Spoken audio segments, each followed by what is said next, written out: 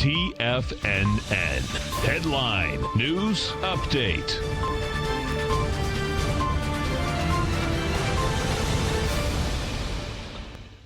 Hi everyone, Basil Chapman here, the host of the Tiger Technicians Hour, coming straight up after this TFNN news update. We're looking at the Dow down 21 at 29,401. Over the last two sessions, we've not gone back to the high that was made 3 days ago. It was Wednesday, 29,568. But the MACD and stochastic are still holding very well. On balance, volumes are pulling back a little bit, but this is so far very good action. Day's young. There is a long weekend coming up, so we might see some selling towards the end just to be safer over the weekend, if there's any rise in the coronavirus situation. So the S&P right now is also down a little bit. So the S&P is down. Oh, it was down. Now it's up 3.22 at 3377.18. That was a peak B made yesterday. If there is no new high today, 3855.09. Really good action so far. Day is young. Let's see what happens. The QQQ's leg C.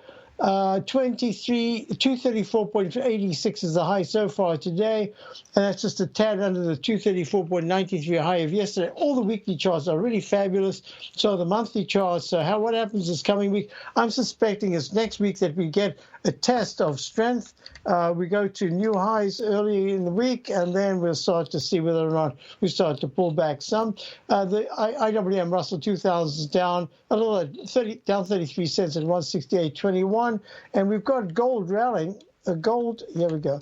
Gold is trading up 5.8 at 1584, still stuck within this range, but starting another move to the upside. It's like what I call these rectangle formations, where it starts to try to go back to the previous high, and that was the high of the 3rd of February of 1598.5 in the continuous contract. Weekly chart is just, it's a consolidation, sideways consolidation. Silver is fact. It was a little bit better earlier on. Now it's up 10 cents at 1775. This is not acting all that well. And the dollar, interesting enough, on a Friday, it's had 2 weeks of just continuous green candles. Well, there was one red candle, but it still had a higher high.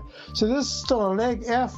We'll see what happens next week, because there's been a great move in the dollar, and we'll talk about crude oil and bonds when I get back. Plus, there's a lot. I want to talk about the IYR, the U.S. REITs, been on a tear. Have a wonderful long weekend. I hope to see you in a few minutes. Otherwise, see you on Tuesday.